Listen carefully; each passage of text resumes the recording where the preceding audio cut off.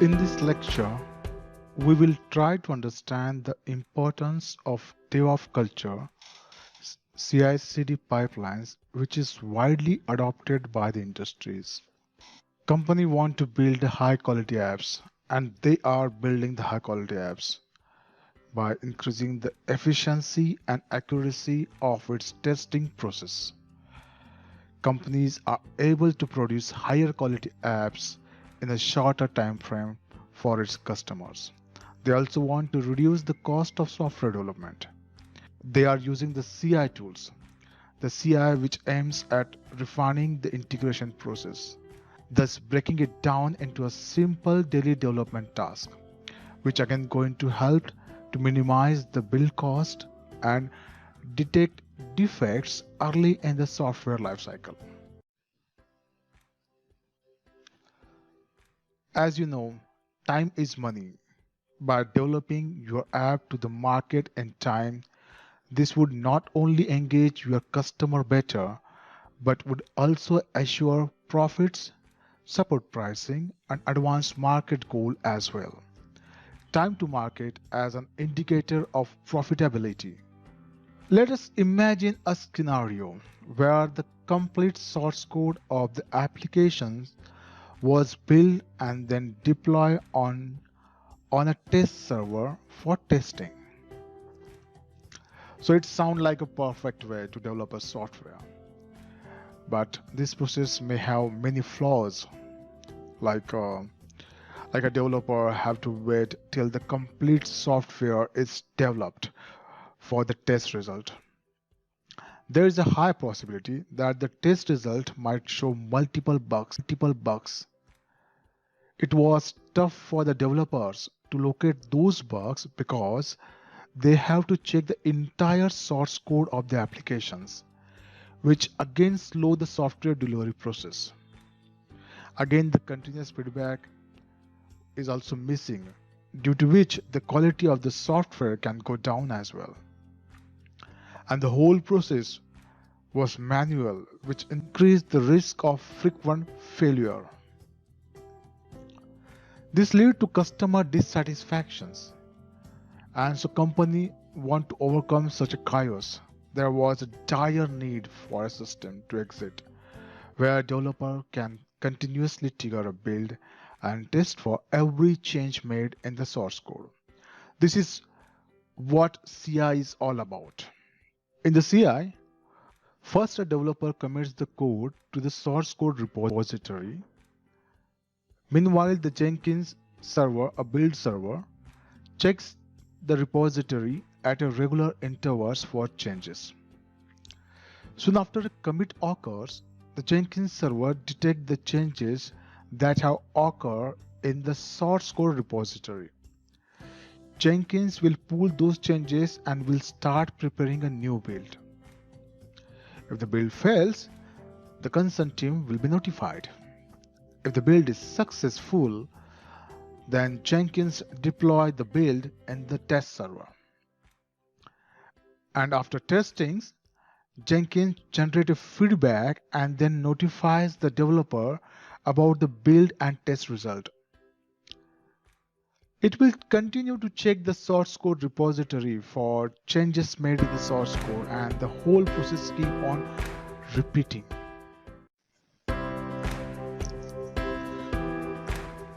Welcome to this lecture. In the last lecture, we saw what is the continuous integrations and why do we need the continuous integration. Let's imagine there are 100 developers working on a large project. They are using continuous integrations pipeline in order to facilitate automated builds. We know builds include unit testing as well. One day they decided to deploy the latest build that had passed the unit test into a test environment. This must be a lengthy but controlled approach to deployment that their environment specialists carried out. However, the system didn't seem to work. What might be the obvious cause of the failure? They spent a lot of time trying to find what was wrong with the configurations of the environment, but they couldn't find the problem. Then one of the senior developers tried the application on his development machine and it didn't work there either. Then he stepped back through earlier and earlier versions until he found that the system had stopped working 3 weeks earlier. A teeny obscure bugs had prevented the system from starting correctly. Although the project had good unit test coverage, despite this, 100 developers who usually only ran the test rather than the application itself did not see the problem for 3 weeks. Without running the acceptance test in a production-like environment, they know nothing about whether the applications met the customer specifications, nor whether it can be deployed and survive in the real world. If they want timely feedback on this topic, they must extend the range of their continuous integration process. Took the continuous integrations to the next step and introduce a couple of simple automated acceptance tests that prove that the application ran and could perform its most fundamental functions. The majority of the tests running during the acceptance test stage are functional acceptance tests.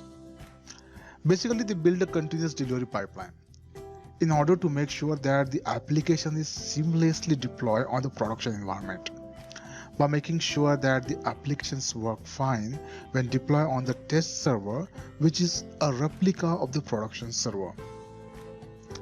So this is what about the continuous delivery. Enough of the theory. I will now show you how to create a continuous integrations and continuous delivery pipeline using Jenkins and other DevOps tools. Hi, welcome to this lecture. In this lecture, we are going to create a simple CI pipeline. And as we progress, we are going to add more complexity to our project. Let's say we are developing some application and our developer developing the application using Java language. So here we are going to build the Java code. We are not going to write any code here since we are getting all the codes from the Java developers. In this continuous integration pipeline, in this simple continuous integration pipeline, the Java developer are going to push the code to GitHub, and from GitHub the Jenkins is going to pull the code, and by using Maven it's going to build the artifact. So it's very simple CI pipeline. The prerequisite of this course of this simple CI pipeline is that we need to have a Java code, we need to have a GitHub account, we need to have Jenkins server installed, we also need to have Java and Maven installed, and we have to configure Maven and Java in Jenkins, as well as we need to download a Maven invoker plugin, which we are going to use for building the artifact in Jenkins. So let's see how to do it. So here on my Jenkins dashboard, I already log in. So if you see in the left side, there is a manage Jenkins. If I click there, then I have to go to manage Jenkins, manage plugins, and let me check whether I already installed the Maven invoker plugin or not. I think I already installed the Maven invoker plugin, but in your case, if it is not installed, then you have to select the available tab and search here Maven invoker plugin. In my case, because I already installed it is not showing under the available tab.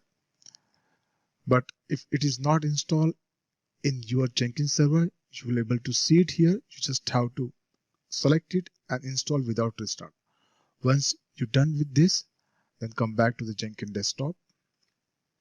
Click the Manage Jenkins. Now we have to go to Global Tool Configuration section. Under this section, we have to configure Java. You can see JDK here. Click on here. You have to provide the name. You have to provide the Java home. My Java home path is this. You have to provide your JDK path. And for the Maven, you have to give the name and provide the Maven home and save it. So let's go back to the Jenkins dashboard and create one simple project. Let's say hello Java world and select the freestyle project. Click on OK. So if you just scroll down, you can see the source code management. Under this, you can find the Git, and here you have to provide the URL where your project is reside. And my project is currently under the GitHub and under this directory. In case you do not have this project, this simple Java world project, if this project is not available to your account, do one thing, visit this URL and you can find fork here, and you just click the fork so that the project will be available to your account. It will be available to your account. So under your username, you will find hello Java world, and then you have to come here and just copy this URL and paste it here. This project is publicly available and it is under the public repository. That's the reason I do not need to provide any credential. But in your case, if it is in a private directory, then you have to provide the credentials. Okay, so branch to build. So if you just visit my GitHub account and under the branch section, if you see it's master only. If I click here, you can see only master branch. There is no any other branch. But in real-time project, you will have a different branches. You will have a development branch, you will have a release branch, you will have a feature branch, and likewise. So SCM part is done with repository URL, and we also mentioned the master branch. If I scroll down, I can see the build sections. Under this, I can see the add build step. If I click here, I can see the invoke top level Maven targets. We install the even invoker plugins, right? That's the reason we are able to see this. Now we have to provide the informations. Under the invoke top level Maven targets, under the goal sections, we have to define what we are going to do. We are going to clean, install, and package. This is a Maven build lifecycle. It's going to clean the target directory.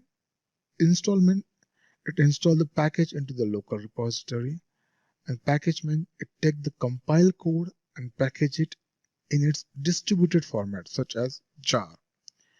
So now let's save the project,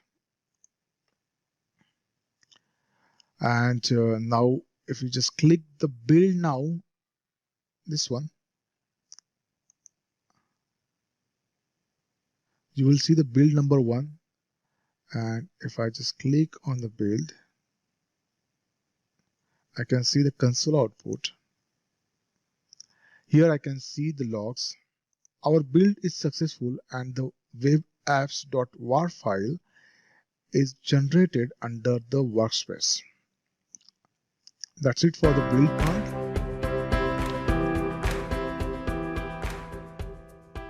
See you in the next lecture. Take care. Hello and welcome to this lecture. In previous video, we saw how to configure Maven, Java in Jenkins, and how to build a simple CI pipeline. So let's assume a scenario. After I commit code to GitHub, I want to ensure my code quality. I want to know the bugs, vulnerabilities, code smell, etc. for my code before I build my code automatically with Jenkins. and I want this activity to perform every time I commit code. So how to achieve this? We have a very good tool called SonarQube, which is an open source tool that assists in code quality analysis and reporting. It can report duplicated code, code standard, unit test, code coverage, code complexity, comments, and it supports more than 20 programming languages.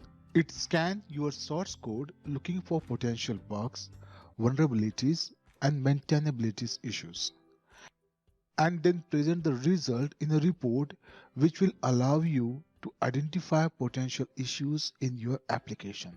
The SonarQube tool itself is made up of two parts: a scanner, which is an application that would be installed locally on the developer machine to do the code analysis, and a centralized server for record keeping and reporting.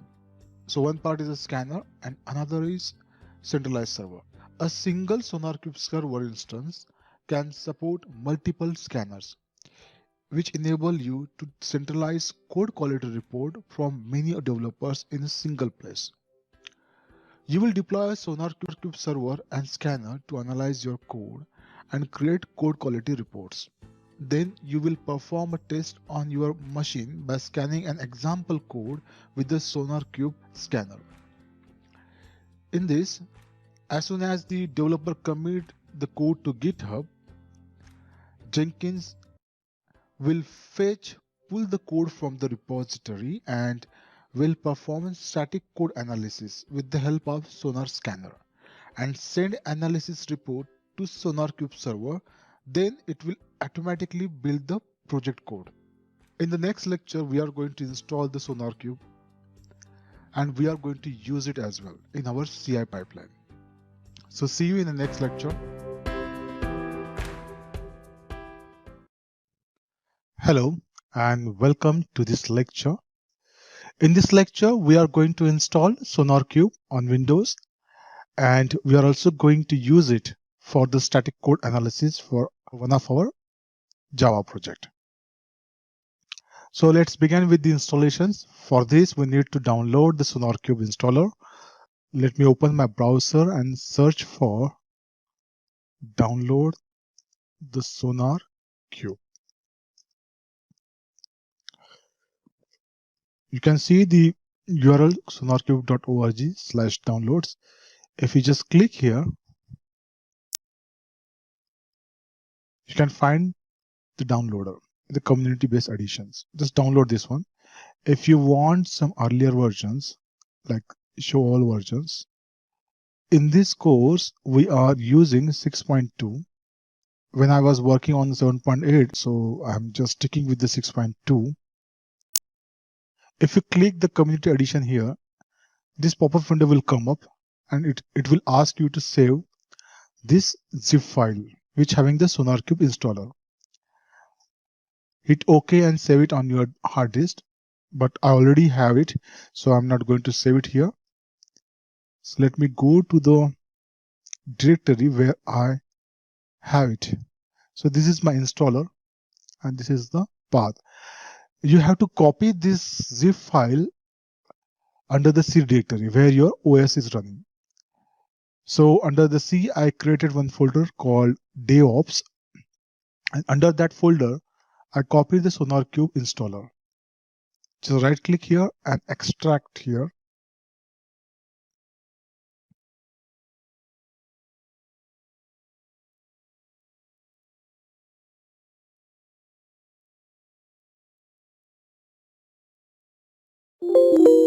Once the extraction is complete, right, go to the SonarQube and build folder. Here my installer is on the 64-bit operating system, so I will go here and just type cmd here. So we are under this directory right now. To start the SonarQube, we have to run start sonar bat file. Once you hit enter, right, it's going to start the SonarQube. By default, SonarQube is running on 9000 port. It will take 2 to 3 minutes to start the SonarQube. So we need to wait for two SonarQube. So we need to wait for 2 to 3 minutes. So look like the SonarQube is running. Let's visit the SonarQube server. As I said earlier, it runs on port 9000.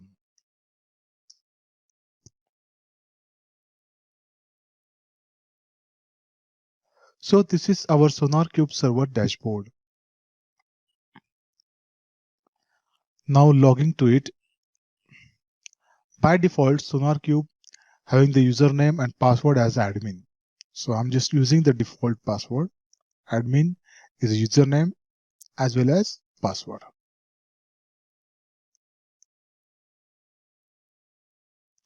Now we want to integrate this SonarQube with the Jenkins. For that, we need to have some security token, which give the access.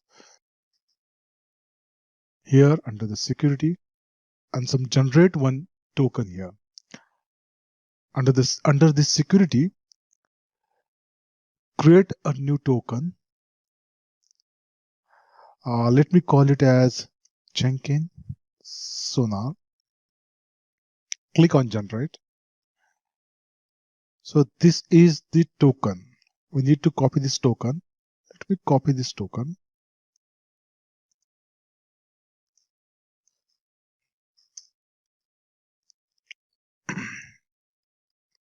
Now we have the security token. So we can integrate the SonarQube with the Jenkins. For this, we just need to access our Jenkins. Jenkins 1 2 3 4 1 2 3 4 1 2 3 4 1 2 3 4. So using my username.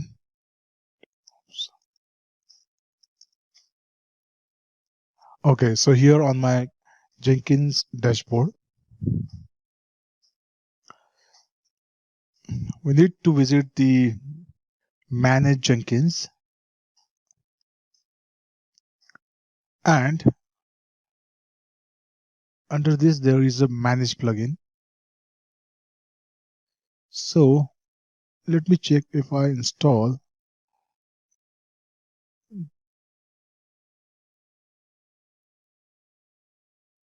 Okay. So this SonarQube scanner for Jenkins we need to install.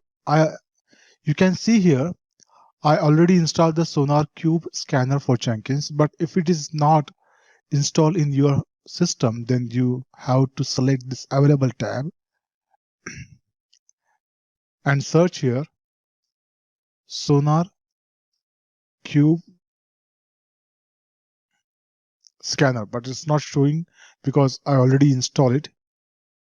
The name of the plugin is, let me copy the name of the plugin for you. This one.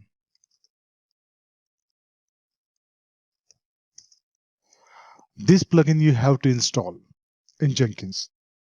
So now we install the Jenkins plugin. It's time to configure the SonarQube server in Jenkins. So go to the Jenkins dashboard under the Manage Jenkins sections. Under the config system,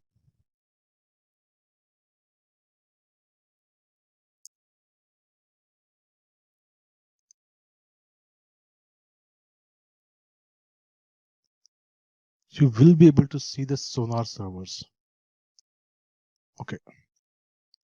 So you have to provide the name, the server URL, and the server authentication token. So maybe in your system you do not have this because you didn't create any credential. So if you create the credential, then you will be able to see the authentication token here. Let me show you how to create the credential. To create the credential, click here, credentials, and look, I have the credential here, right? Jenkins. So let me show you how to create a credential. If I select this one and here add credential, select sacred text, copy this token, whatever that name you want to assign, you can give it to it and just click OK so that you will be able to see it here. The one I created here was Sonar. So let me go back to manage Jenkins. We already configured the SonarQube server, right? Under these configurations, right? We gave the name, we gave the server URL, and also the server authentication token. Now we have to configure SonarQube scanner. So how to configure the SonarQube scanner? You have to go visit this global tool configuration. Click on it. You will be able to find, SonarQube. You will SonarQube. You will be able to find, SonarQube scanner. Click on it. Give some name to it. Select the Maven Central version. I selected 2.8 and install automatically and just save it. All Sonar related installations and configurations are completed. Now we need to add a build step to execute the SonarQube scanner. Right? For that, click on here, SonarQube demo. Select freestyle project. Click OK. If you just click the source code management and select the Git and provide the repository URL. So I'm going to use this Spring Pit Clinic project, and I'm going to copy this URL and paste it here.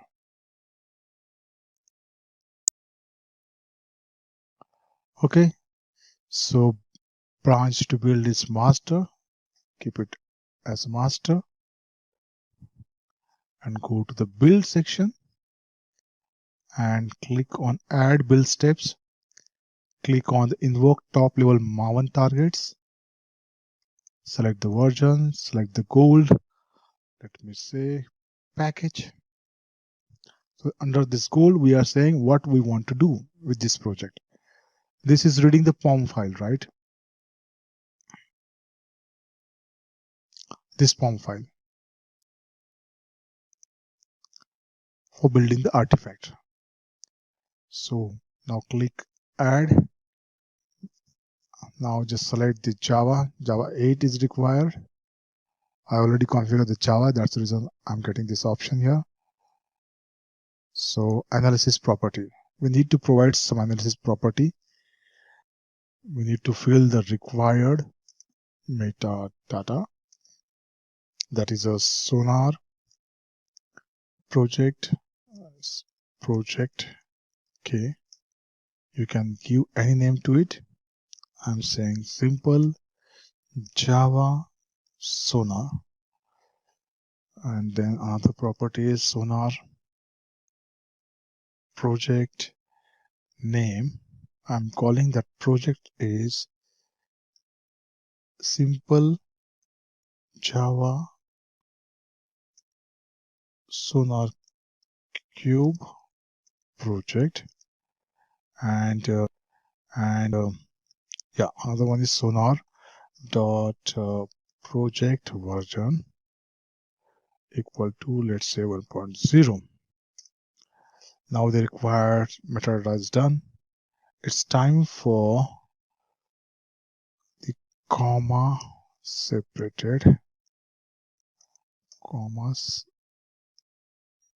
separated path to directories with sources, which is again required field.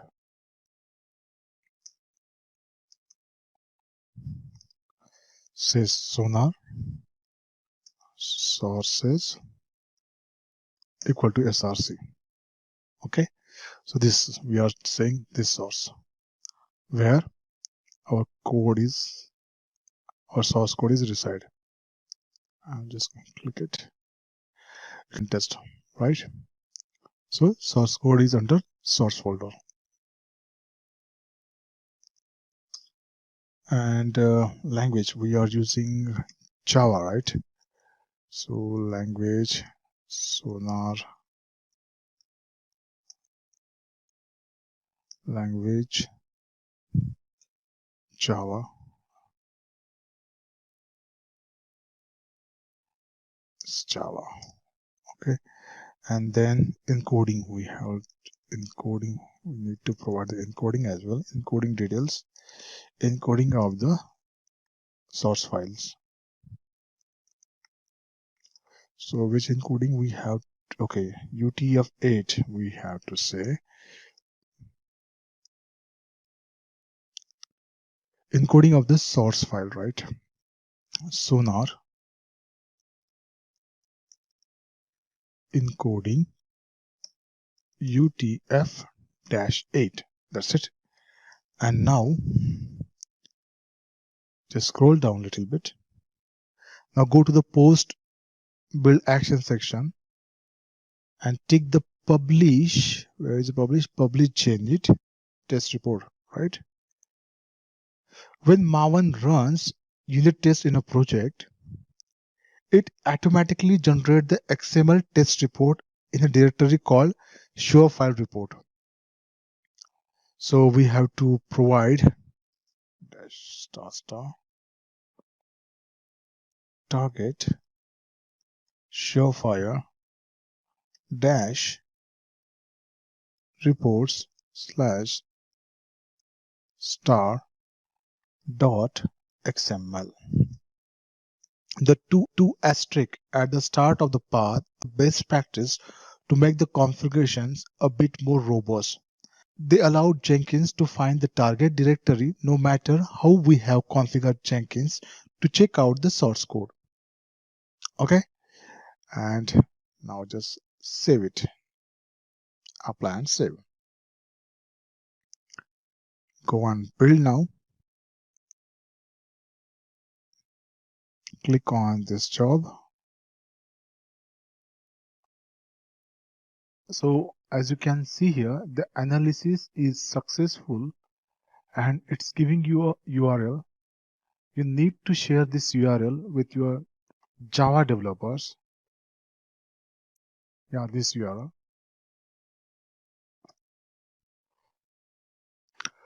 By visiting this URL, your Java developer will come to know the bugs. So they can find out where is the bugs, and if they click on the code, they will come to know on which class or which Java file there is a bugs or vulnerabilities or code smell or duplications or coverage. All this information they can see here. After seeing this, they can take the necessary measures to improve the code quality. By using this, we are improving the code qualities, which is again we can say it's a continuous inspections. This is how the companies are creating the best quality, high quality apps. Thanks for watching. See you in the next lecture. Hi, welcome to this lecture. Now our build is successful and the next step is to package our application in a WAR file and deploy that on the Tomcat server for user acceptance test. So what is the user acceptance test? It is the last phase of the software testing process. During the UAT, actual software user tests the software to make sure it can handle the required task in real-world scenario. In many companies, the site reliability engineer automate the acceptance testing by building a continuous integrations, continuous development pipeline within a DevOps initiative. This UAT is typically the last step before the live or before the delivery of the product is accepted. Once it passes the UAT, then the product is ready to deploy on production server. That's enough for the theory. Let's install the Tomcat first. Open your favorite browser and search for Apache Tomcat download. You can see here the official Tomcat website address. Click on it, and on the left side you can see the version which you want to download it. So we are going to download the Tomcat 9. Click on it. Now it's going to give you the installer. So my system currently is a 64-bit Windows, so I'm going to copy this 64-bit Windows zip. Click on it, and you have to just copy this.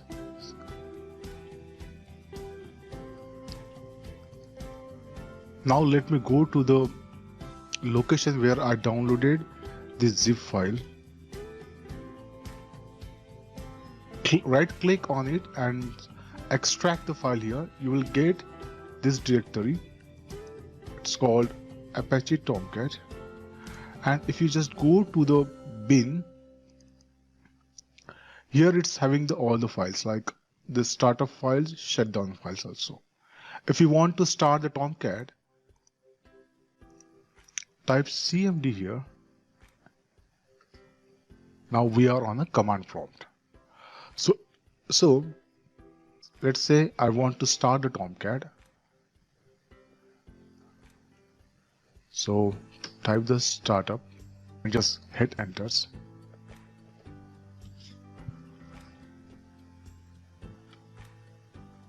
Okay, before installing the Tomcat, make sure that you already set your JRE path, which I already set up in my environment variable. This is my Java JDK path. I have the 1.8 JDK. Okay, you can see here the Apache Tomcat server is started here, right? So just visit the localhost. By default, Apache Tomcat server start on 8080 port.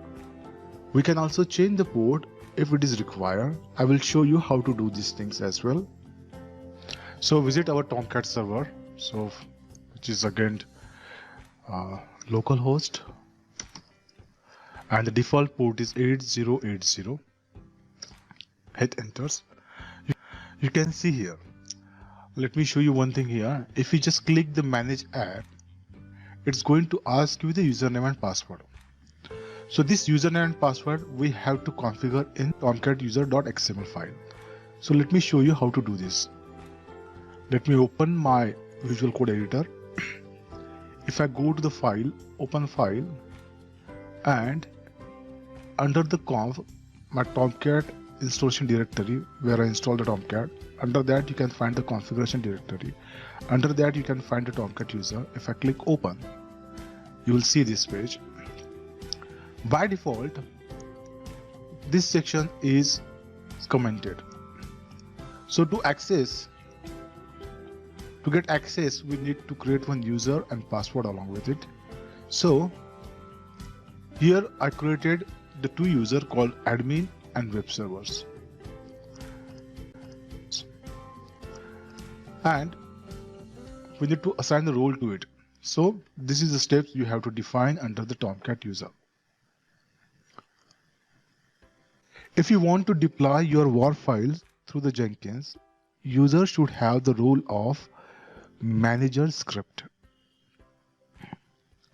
So let's say I have the user called web server and the password is web server. So let me log in.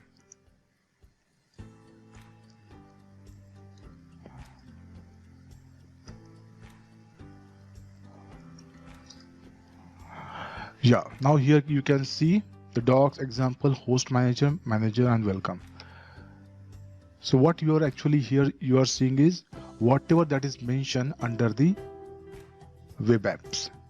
You can see whatever we deploy here under the web app systems, you can see it in the Tomcat, right? So slash means root, and doc examples, hostname, manager, welcome. Let me delete this war file. So all this. So whenever we are going to deploy our war files, we have to deploy that war file under this directory. The war file that we are going to deploy on Tomcat server, it should be deployed under this directory, web apps. Okay. And let me show you the default port, that is a server.xml. You can find that file if you go to the Tomcat directory under the config itself, and here you can find the server. If you just click on here, you can see the default port. Yeah. Okay. Yeah. As I mentioned earlier, it is using 8080 as a default port. But if you want to change that port, you have to change the port here and restart the Tomcat server then. So now Tomcat installation and configuration is completed. Now to deploy the var and jar on Tomcat server, we need to provide Tomcat credential. The credential which we use here, let's say this one, this credential. So we have to provide this credential to the Jenkins. So let me go to the Jenkins dashboard.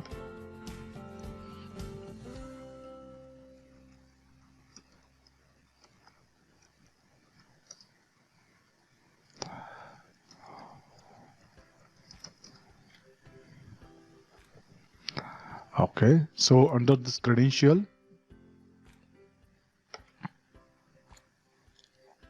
let me delete this credential to create a new one.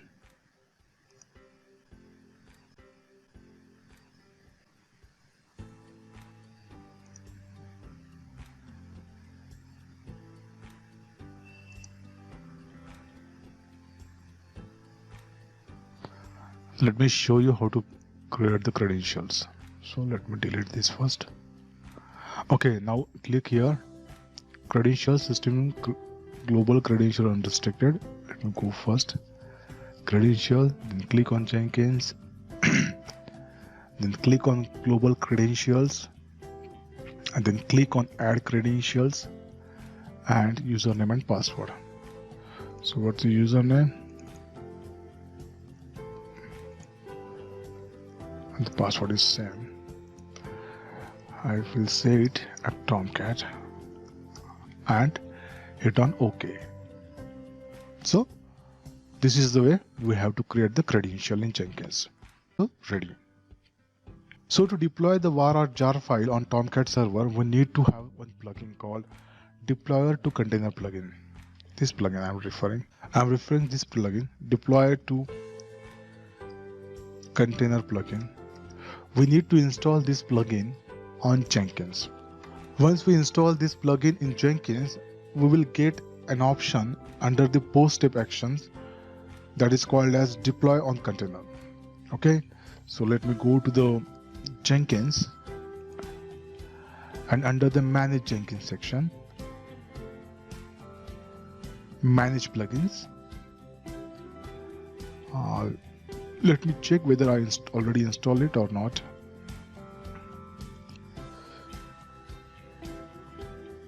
Okay, so I already installed this deployer to container plugin. But if it is not installed in your system, then do one thing. Click on available and search for deployer on container.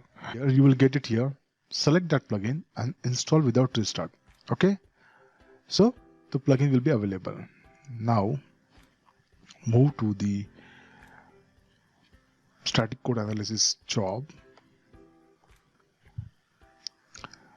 Click on the configure.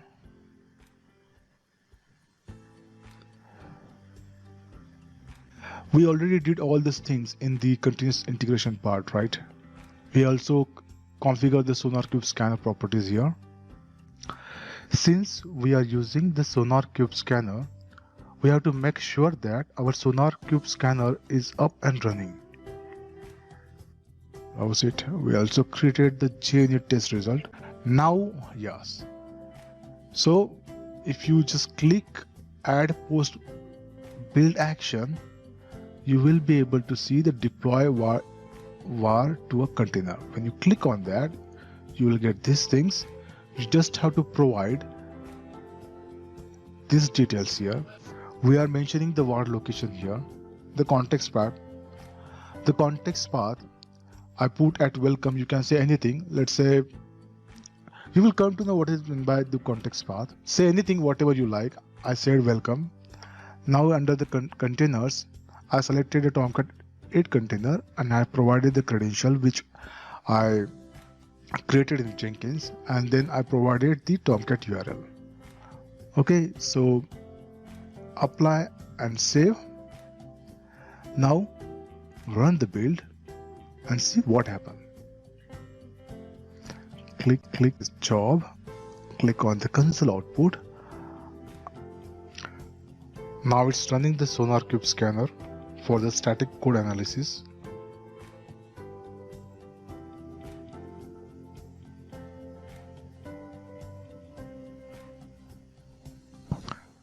Now it's deploying the var files to the Tomcat server.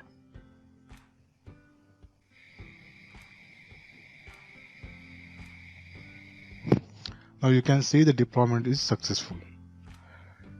It's deploy the var file, paid clinics-var file. Let me verify the var file. The var file should get deployed under the web apps. Yeah, here you can see the welcome.var. So if you just refresh the Tomcat, you can see the welcome. This is the context path. And if I want to visit my website,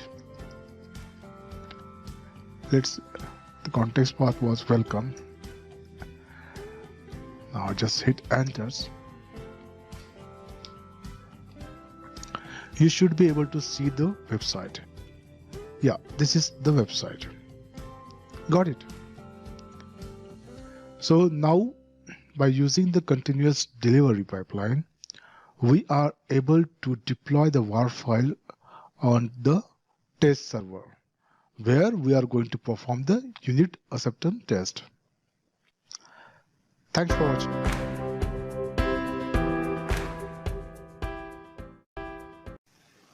Hi, and welcome to this lecture. In the last lecture, we was successfully deploy the apps on Tomcat servers. So, but now there is a requirement, and the requirement is that if any developer commit or push the code to the master repo, then I want that build need to get triggers and deployed to my web server. So I want to do these things. So there are different ways. Let's talk about how we can trigger the build.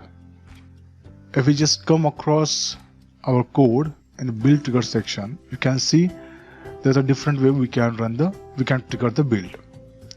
So if we are using the GitHub hook trigger for SCM git pulling, we have to create a webhook under the source code directory. For example, here is my project in the paid clinic. If I click on it, okay, and under that, if I go to setting, there is a webhook, and we have to add the webhook. The syntax for the webhook is HTTP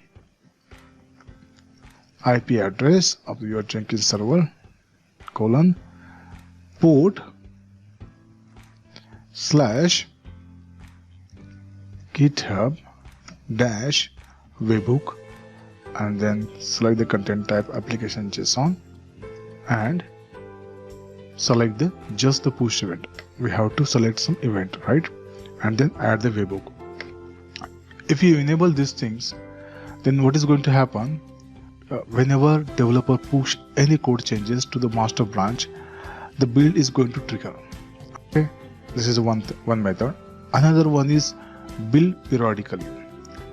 So in the build periodically, if there is any changes in the source code repository or not, doesn't matter, it's going to build it.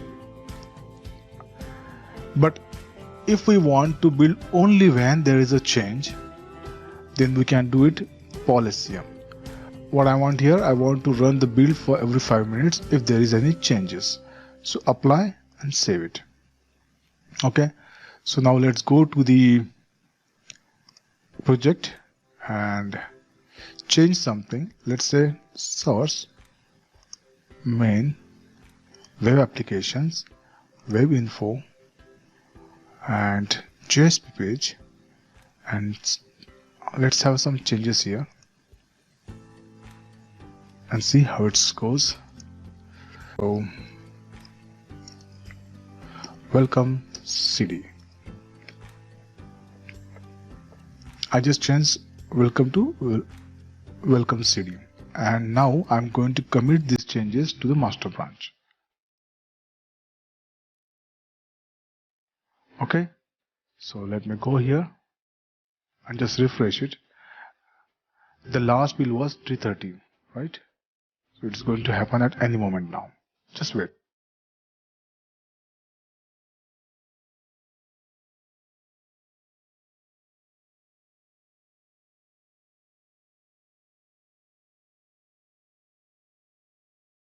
Okay, so you can see it automatically get triggers.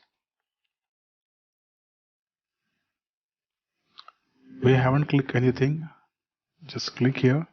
It will show you that here it's stating that it started by an SCM change, because we changed the welcome.jsp file here, and we in the build trigger we mentioned that build should run every 5 minutes if there is any change. That's the reason we selected policy, right?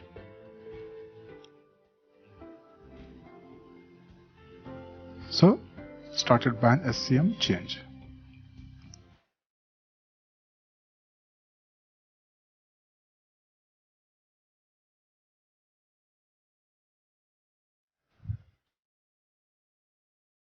Now you can see here analysis is successful. Now it's deploying the war file onto the Tomcat server.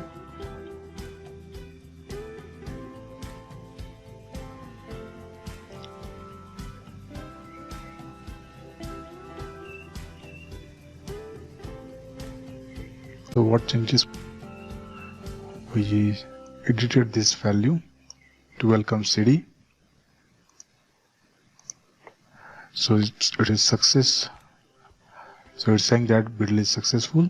So let me go to the localhost, and Tomcat server is running on 8080, and the context path was welcome.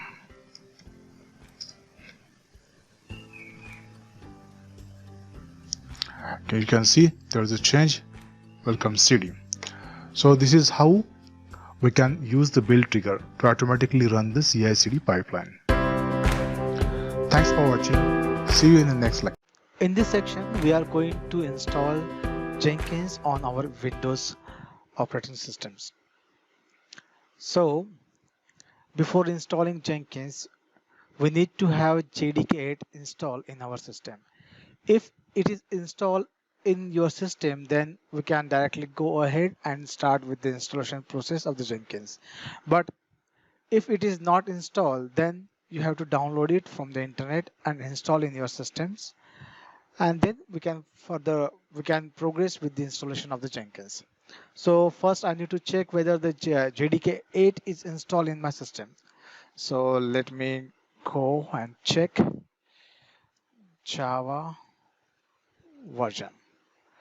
Okay, it says that I have the JDK 1.8 installed in my system, but as I said earlier, if you do not have the JDK installed in your systems, then you have to browse the internet, download JDK 8 on Windows.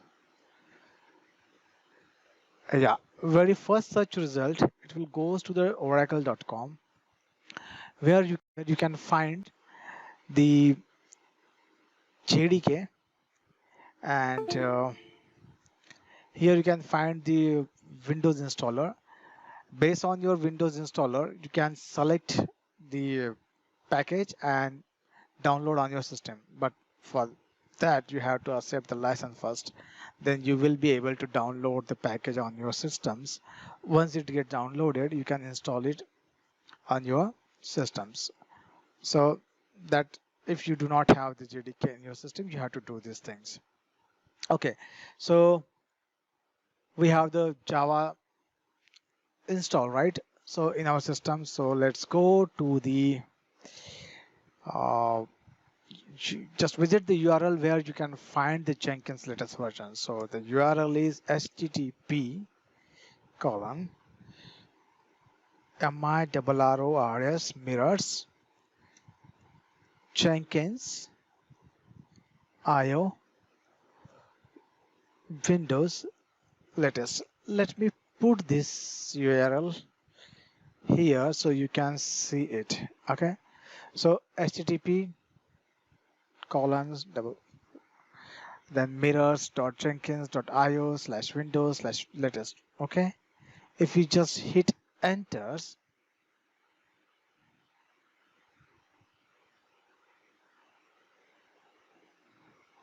yeah, it's giving you that you can, it's saying that you can download this Jenkins package on your systems. I already downloaded this zip file in my system, so I'm not going to download it again. But in case you do not have this zip file, you should have to save it on your local systems. So let me go to the page where I have, okay, this is the place where I downloaded my Jenkins, and now I just have to extract this file, zip file here. It will give to me a Jenkins installer. If I double click on it,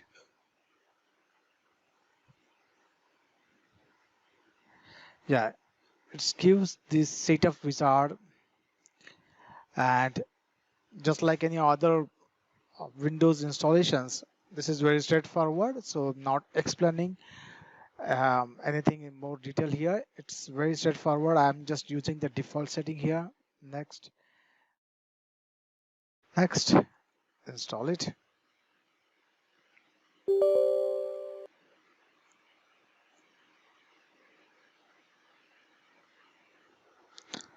It taking 1 or 2 minutes for the installing Jenkins.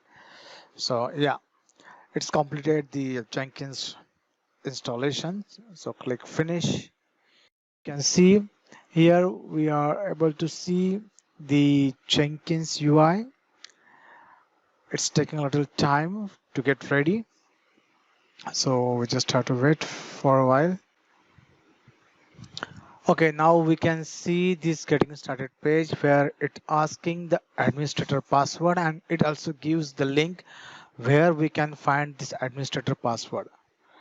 So if I visit this Jenkins, if I visit this path, Jenkins secret and this initial admin password, just right click and open with, let me use Notepad. Okay, so if I just copy, let me just copy this one. Okay, and here,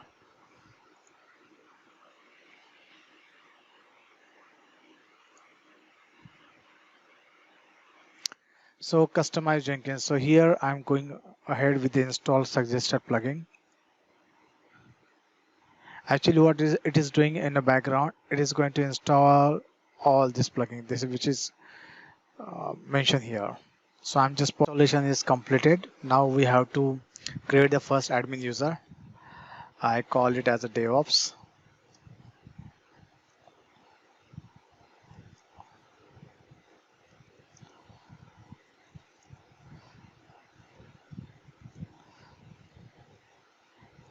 Okay, so save and continue.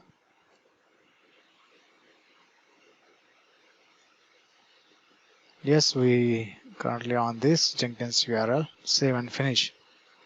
Start using Jenkins.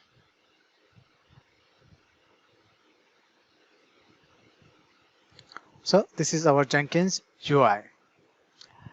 Thanks for watching. See you in next lecture.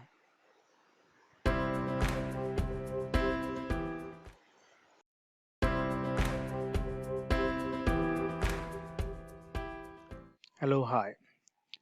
In the last lecture, we installed Jenkins on Windows host, and Jenkins was running on our local host on port 8080, which is a default port for the Jenkins.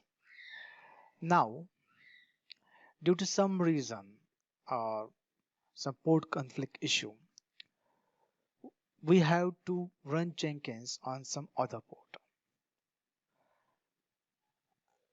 and we have to change the port. Let's say currently the Jenkins is running on port 8080, which is the default port, and we want our Jenkins to run on a new port called 1234. So how to change this port? So in the Windows, when we install Jenkins, the Jenkins installation directory was this: program files and Jenkins. So let's go to that directory. Yes, in this directory you will find a lot of stuffs, and the file called Jenkins, which is again XML based documents. This file will have the details about the port. If we change the port details in this file, then we can change the port number. So how to do this? Before that, we need to stop the Jenkins before editing this jenkins.xml file. So I'm currently under the Jenkins directory. This Jenkins directory I'm currently under. And now I'm going to stop Jenkins exe. Let's say stop.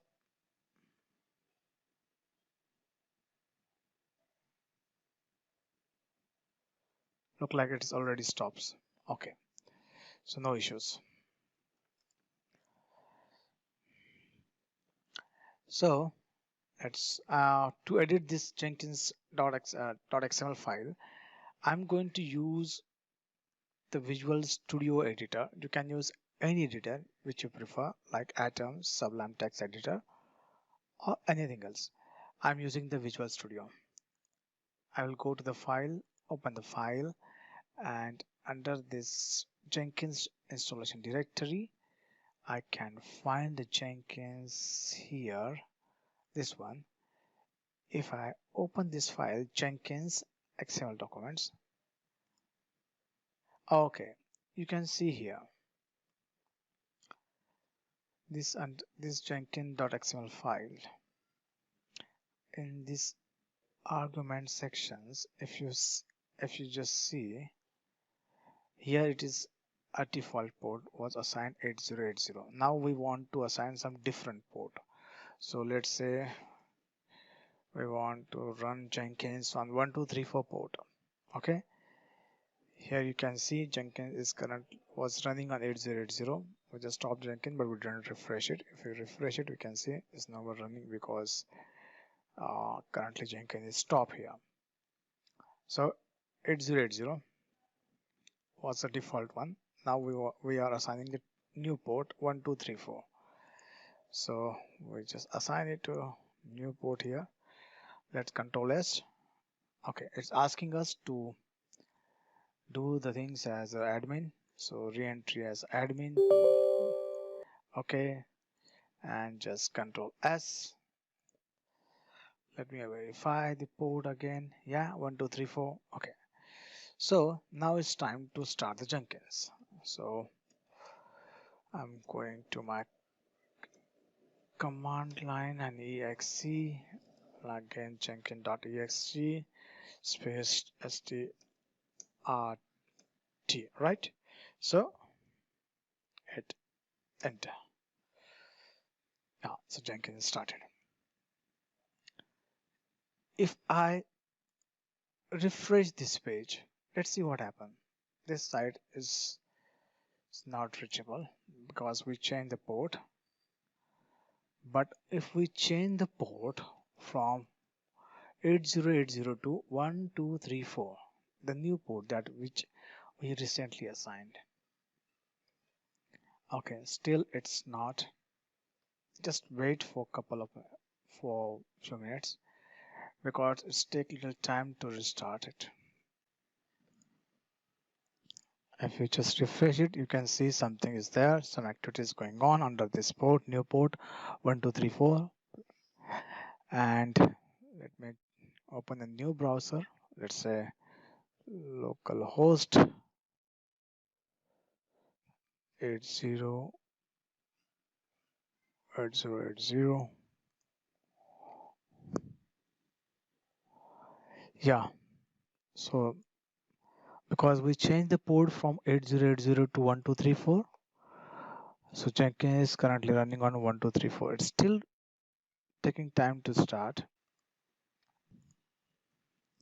So let me refresh it. Yes. So earlier we have given the username and the password. Let me log in. Yes. So we are able to log in. But let's check the port 8080. Nothing has happened. So we successfully changed the port of the Jenkins default port to a new port number. Thanks for watching. See you in next lecture. Take care. This lecture. In this lecture, we are going to install Maven on Windows. Before installing, let's know more about what is Maven. It's a powerful project management tool that is based on POM, that is again a project object model. This Maven is used for project build, dependency, and documentations. In our application, in our Java applications, we want to build the artifact. And to build that artifact, we need to have some tools. And we are using Maven as a tool. So, because we are using Maven tool to build in the artifact for our Java project, we need to have a Maven installed in our system. So, for Jenkins, currently Jenkins, we are deploying Jenkins in our local machines, Windows machine. So we have to install the Maven as well here, so that we can make use of Maven in our Jenkins. So let's see how to install Maven in Windows and then how to configure the environment variable as well. So this is the link that we have to visit. I think, let me open. Okay, this is the visit. This is the link that we have to visit, and you can find here the binary zip archive. Just right click and save it. As I already saved it, so I'm not going to do it again, but you have to save it. And you have to save it in the C directory where your operating system is installed. So I created one folder called Maven under the C directory, and under that folder I copied this zip file. Okay, so let me unzip it here. That's it. So I unzip it, and this is my Maven directory path. So I copy this path to here, and this one is my Java path. If you want, this is my Java path. Let me go there. Okay, so that's it. So these two paths. Now currently we have the Maven installer and Java is also there, but now we have to configure Maven and Java in our the Maven and Java. And now let's move towards the advanced system setting file. You can get it from, if you click on my PC properties, you will find advanced setting here. And now we want to set the environment variable for the Maven and Java which we use. So click on this environment variables. Okay, I think I have already set the Java. You can see I already set the Java. Now let set for the Maven. So click on. I'm going to call it as a Maven home, and the value, which is again my path. So what is there? Okay, I store here the path of my Maven installation directory. Copy it and paste it. Okay, so now click on OK. So our Java and our Maven is here. Now just just scroll down. You'll find a path variables. And the path variables, click on when you selected the path, and now it is selected the path. Now click on edit. So here I think I already set the Java home. Now add the for the Maven. So dash Maven home and bin. That's it. So now Java home and Maven home already there in the environment path variable. Okay, so we set the Maven home system variable. Under the system variable we set the Maven home. There was Java was already there. We set the system variable under the system variable, not under the user variable. Okay, so under system variable, Java home, Maven home, and the path we edited and added the Maven home. Java home, I think I already did it previously. So if you do not have the Java home configured, then do it at Java home as well as Maven home. That's it. Now click OK. Now click OK and OK. So open the command line editor and command prompt. Now just type mvn space dash version. If it is configured correctly, then it should give us some output. Just wait. Okay, so it's giving the output like this. Maven home, it's saying it's also pointing the Java version and the rest of the things. So this way we install and configure the Maven on Windows. Thanks for watching. See you in the next video. Thanks. Hello and welcome to this lecture. In this lecture, we are going to install Git on Windows. To do this, we have to download the executable files from the Git. So this is the URL link for this. I'm just going to copy it and paste it on the address bar of the browser.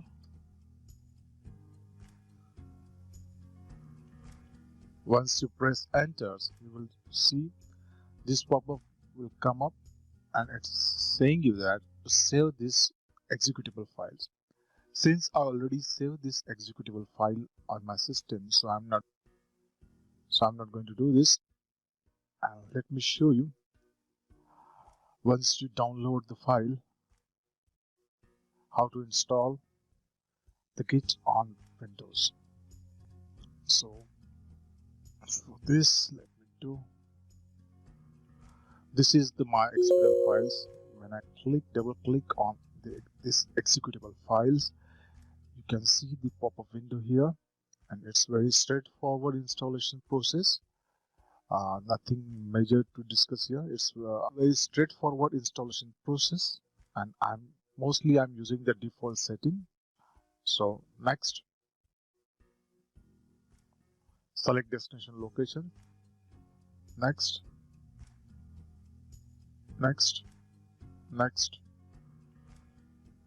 I want to use the default editor for Git, and let me select on my own.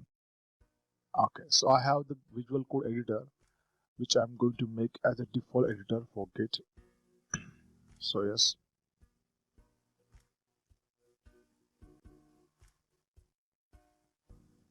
next, next, next, next, next, next, next, and just install it. It will take around one or couple of minutes. When it look like we've done with the installation.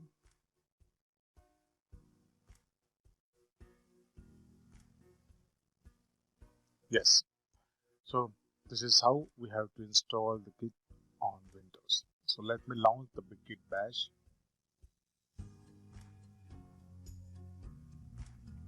Yes, it is. So the Git installation on Windows, and see you in the next lecture. Take care.